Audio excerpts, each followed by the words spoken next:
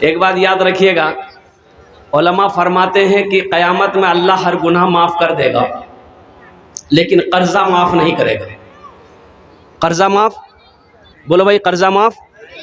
जिसका आपने कर्जा लिया है, अगर किसी पान वाले का पान खा के पैसा नहीं दिए, भूल गए, तो उसका 2 टका 5 टका बाकी है, तो उसका भी पैसा हशर के मैदान में अल्लाह माफ़ करेगा कि पान वाला माफ़ करेगा? अरे बोलो नहीं हो। अल्लाह कहता है कि हम माफ़ नहीं करेंगे। जिसका कर्जा आपने लिया है, जब तक वो माफ़ नहीं करेगा, हम माफ़ नहीं करेंगे। देखिए, आप नमाजें छूट रही है, नमाज छूट जाए अल्लाह रहीम रहम फरमा देगा। रोज़ा कर छूट जाए अल्लाह रहीम रहम फरमा देगा। कोई गुनाह हो जाए अल्लाह की बारगाह में तौबा कर लो, अल्लाह रहीम रहम फरमा देगा। लेकिन कर्जा लेकर अगर कोई आदमी मर गया, मदीने की सरजमीन है, जनाजा आता तो अल्लाह के रसूल सबसे पहले पूछते कि मरने वाले पर कर्जा है? तो सहाबी कहता कि या रसूल अल्लाह, हाँ कर्जा है। तो अल्लाह के रसूल इरशाद फरमाते, तुम लोग जनाजे की नमाज पढ़ लो, मैं नमाज नहीं पढ़ाता। हाँ, उसका बेटा है, बेटा कहता या रसूल अल्लाह, मेरा बाप था मरने वाला, कर्जा है, मैं उस कर्जे को मैं अदा करूंगा, आप जनाजे की नमाज पढ़ाएं। तो अल्लाह के नबी आगे बढ़कर जनाजे की नमाज पढ़ा देते। पता ये चला कर्जा ये बला है। इसलिए नौजवानों, जब किसी से कोई कर्ज लो तो पहली फुर्सत में अदा करने की कोशिश करो। पहली फुर्सत में, बोलो भाई, पहली फुर्सत में। एक आदमी कर्जा देता था लोगों को। अच्छा, उसका रिकॉर्ड था कि उसका पैसा लेके ना कोई मरता था ना कोई भागता था, वो पैसा वसूल लेता था, उसका रिकॉर्ड था। और उसी इलाके में एक आदमी ऐसा था जो खाली वो कर्जा लेता था, लेकिन उसका भी रिकॉर्ड था कि वो कर्जा लेकर वापस नहीं करता था, रिकॉर्ड था इसका। दोनों की टक्कर हो गई। बोला 5,000 दादा, बोला ला जो याद है, बोले 1 महीना बाद जो। तो पैसा लेके घर आया तो उसकी भी बोली, सुनो ये कौन आदमी से टक्कर ले रहा है, बड़ा खतरनाक आदमी, जो पैसा नहीं छोड़ी, जो पैसा वापस कर दो। तो ये बोला कि ते चुपचाप मारी रहो, कुछ भाई जगह हम अपना रिकॉर्ड नहीं तोड़ो। उसका रिकॉर्ड है पैसा वसूलने का, तो मेरा भी रिकॉर्ड है पैसा नहीं देने का, ते चुपचाप मारी रहो। महीना हुआ, पैसा नहीं मिला, वो अपने सिपाही को भेजा, भाई उसको पकड़ के ले आओ, पैसा क्यों नहीं दिया? तो बोला कि बस मालिक 3 दिन की मोहलत दिया जाए, 3 दिन बाद पैसा हम दे देंगे। बोला ठीक है। फिर घर आए, फिर बीवी समझाई, ये बहुत जबरदस्त आदमी से टक्कर ले रहा है, पैसा वापस करी दो, कर्जा मत ला। बोले ती चुपचाप रहानी, ओकरा से बड़का चतुर हमें।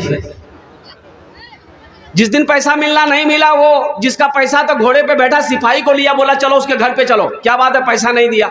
तो घर पे आया, बस्ती में आया तो पता चला कि वो धोबी है, वो घाट पर कपड़ा धो रहा है। बोला चलो वहीं चलो, नदी के किनारे वहीं पैसा वसूलेंगे।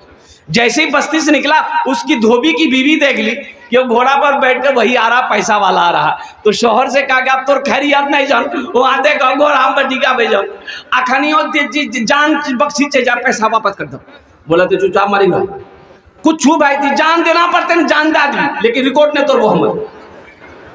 बोले अब की करवा? बोले 4 पाई झिन, 4 पाए हमें सुती जैसी, ते चादर ओढ़ा दे, अब बैठी कानी है। वो पूछतो ने की बिली, बोले की बोलो हम बेवा भागलान, नदी में कपड़ा धोए जी, पैर फिसली गली, डूबी मरी गली।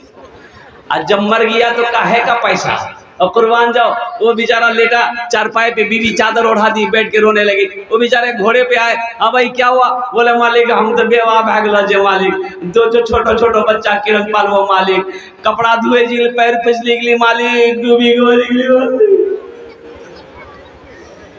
बोला अच्छा मर गया? बोला हाँ मर गया। बोला अच्छा। हाँ, तो अपने सिपाही से बोला कि रे ये तो पैसा लेके मेरा मर गया, मेरा रिकॉर्ड तोड़ देगा। तो हम अपना रिकॉर्ड तोड़ना नहीं चाहते हैं, तो ऐसा करो अस्तूरा निकालो।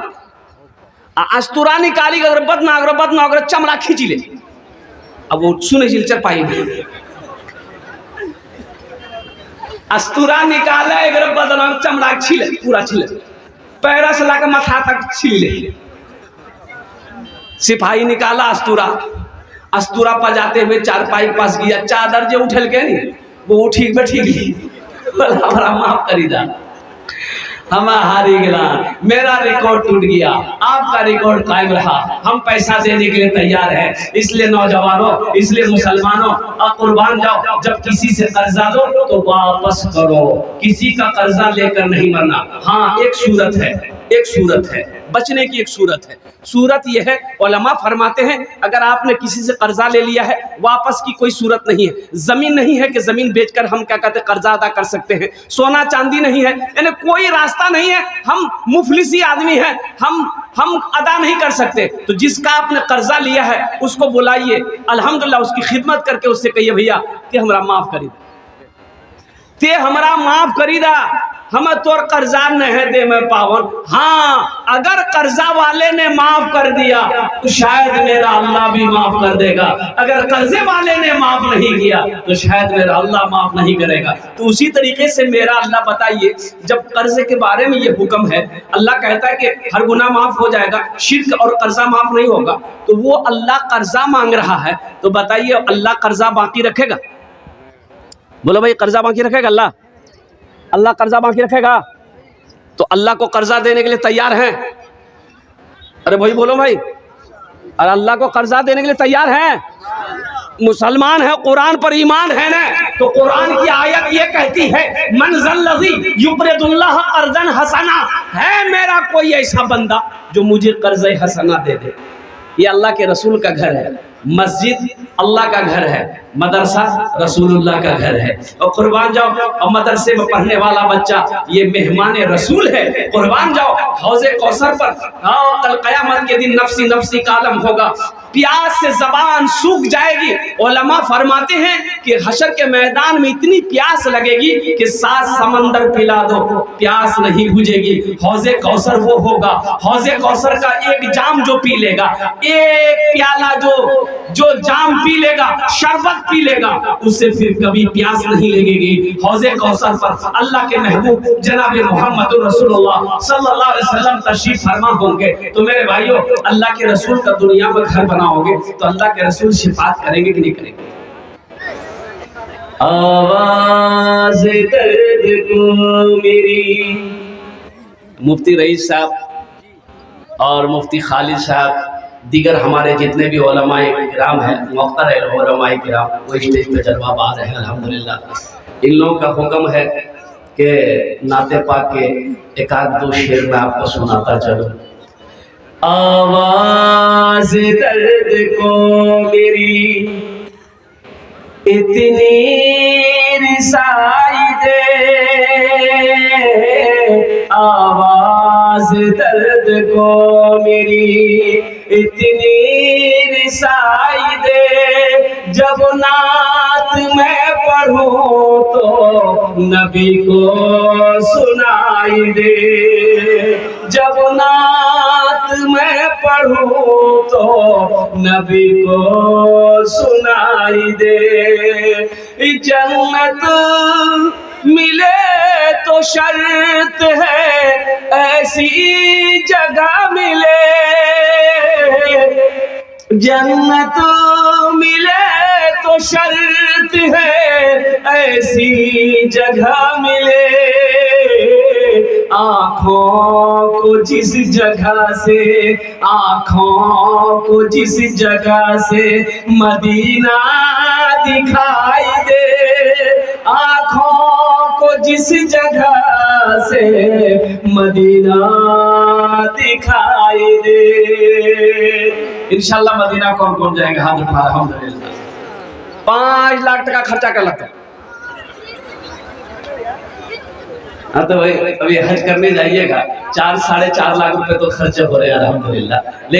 लेकिन अल्लाह का करम है, ये चाहे 5 लाख हो चाहे 10 लाख हो, जो आशिक़े रसूल है अल्हम्दुलिल्लाह, अगर 50 लाख भी खर्च क्यों ना हो जाए वो हज करके रहेगा। आज जो बखील है, अल्लाह रहम फरमाए, बखील की तो बातें मत पूछिए। बखील के 4 क्वालिटी हैं। अच्छा, बखील जाने जा तो रास्ते नहीं हो। बखील के 4 क्वालिटी है। बखील कितना भी, अरे बोलो नहीं हो, कंजर, कंजूस, मक्खी चूस, ये सबसे लो क्वालिटी है मक्खी जूस। दमिश्क की जामा मस्जिद में एक आलिम साहब सदक़े की फजीलत बता रहे थे। ए लोगों, जब कोई मुसलमान, जब कोई ईमान वाला नमाज के लिए तैयारी करता है, नमाज पढ़ना चाहता है, तो 2-4 शैतान उसके पीछे लग जाता है। जब कोई मुसलमान, जब कोई नबी का दीवाना रोजा रखना चाहता है, 2-4 शैतान उसके पीछे लग जाता है। लेकिन जब कोई मुसलमान सदक़े की नीयत करता है, सदक़े का इरादा करता है, तो 70 शैतान उसके पीछे लग जाता है। कितना शैतान लगता है? बोलो भाई, कितना शैतान लगता है? बोलो भाई, कितना शैतान लगता है? 70 शैतान उसके पीछे लग जाता है कि किसी भी तरह ये सदका ना कर पाए, किसी भी तरह ये खैरात ना कर पाए, किसी तरह ये ज़कात ना निकाल पाए, किसी भी तरह अल्लाह के रास्ते में ये पैसा ना खर्चा कर पाए। रोको इसको। तो इमाम साहब बोले कि ये मजमा में से कोई नौजवान है जो 70 शैतान को हरा दे। एक नौजवान खड़ा हुआ, बोला कि शैतान की ऐसी की तैसी। वो उठले गेले घर, खोल के आटा बोरा कसल के झोला में, और झोला में कसी के जिरंग निकले घर से बीवी अभी आगो खराब है। बीवी के लिए कहाँ जी जाते? बोले मैं सदका कर ली। कोई काम धंधा तो तोरा छन ने, एक तो कमावे जाने आ घरों में रख लो आटा जी सदका करे, चुपचाप मारे आटा रखो, लिया आटा रखी दी। आके मस्जिद में फिर बैठ गया। तो पूछने वालों ने पूछा, क्या तुमने 70 शैतान को हरा दिया, शिकस्त दे दी? 70 शैतान को शिकस्त दे दिया तुमने? वो नौजवान बोला कि हम पूरी मुकम्मल तैयारी में थे, बस अब हरा ही देते, लेकिन क्या करें, बीच में शैतान की अम्मा आ गई, बस वहीं पे हम हार गए। बखील ना बनो, सखी बनो। मेरा अल्लाह सखी है, सखावत को पसंद करता है, सखावत करने वाले को मेरा अल्लाह दोस्त बनाता है। इसलिए सखी बनो। अल्लाह माल दे तो अल्लाह के रास्ते में खर्च करना सीखो। एक बात याद रखना, मेरा रब कहता है, मेरे बंदो, मैंने तुम्हें माल दिया है, मेरे रास्ते में तुम खर्च करते रहो। तुम खर्च करते रहोगे, हम तुम्हें देते रहेंगे। अगर तुम रोक लोगे तो हम भी रोक लेंगे। बात समझ में आ रही है? कुरान पढ़ो, कुरान उठाइए, कुरान पढ़िए। वाक़िमुस सलाता वातुज़ ज़कात। मेरा अल्लाह कहता है नमाज कायम करो, ज़कात दो। वाक़िमुस सलाता वातुज़ ज़कात, नमाज कायम करो, ज़कात दो। एक जगह नहीं, कुरान में एक जगह नहीं है, कई जगह रब ने ऐलान फरमाया कि लोगों नमाज कायम करो, और नमाज जब कायम कर चुके तो अब ज़कात निकालो। ये खेती में मकई हुआ, खेती में मकई हुआ, 20 मन मकई, 20 कुंटल मकई खेती हुआ। मकई क्या कहते हैं, मेरे दरवाजे पर रखा हुआ, आना बोरा भरा बोरा में ट्रैक्टर लगा हुआ लाजा पूर्णिया। कहे वो मकई अकेले आपका है? अरे वो मकई में किसी और का हिस्सा है कि नहीं है? अरे बोलो नहीं हो, क्या करो, मुखिया साहब करो, उसमें हिस्सा किसका है? गरीबों का है, यतीमों का है, बेवाओं का है, मिस्किनों का है, बेसहारों का है। इसमें हिस्सा है, साइल का हिस्सा है, निकालो। मदरसा का हिस्सा है, निकालो। पहले इसको निकालो, फिर ट्रैक्टर में लोड करो। लेकिन यहाँ होता कहाँ, हम लोग निकालते कहाँ? अगर हम लोग निकालते तो हमारे मदरसों की यह हालत होता। आज हमारे मदरसों कई मंजिला नजर आता। आज गरीब भीख मांगने वाला नहीं मिलता। हिंदुस्तान के अंदर में हर मुसलमान अगर ईमानदारी के साथ ज़कात निकाले तो कोई मुसलमान गरीब नहीं नजर आएगा, कोई भिखारी भीख मांगने वाला नहीं मिलेगा। हम निकालते ही नहीं, जितना निकालना चाहिए हम कहाँ निकाल रहे हैं।